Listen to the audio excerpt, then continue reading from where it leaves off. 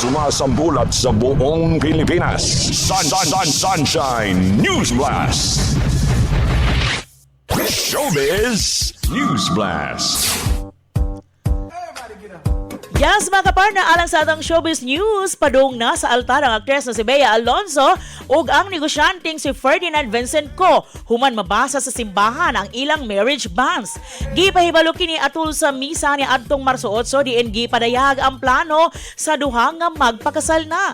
Sa maong pahibalo gibasa ang tinuod nga ni Bea nga Pilvert Angeli Escalante Ranolio, 38 anyos, anak ni Felizardo Ranolio og Mary Ann Escalante. Samtang si Vincent, 44 years old, nga anak sa retail magnates nga sila ni Lucio Co ug Susan P.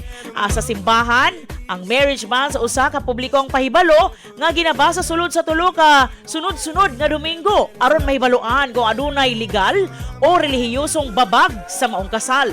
Samtang niini, wala pay opisyal nga pahayag ang mag-ayon kabahin sa maong pahibaw.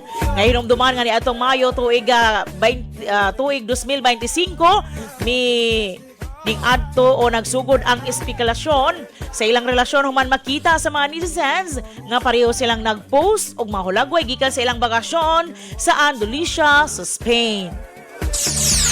Sumasambulat sa buong Pilipinas. Sunshine News Blast.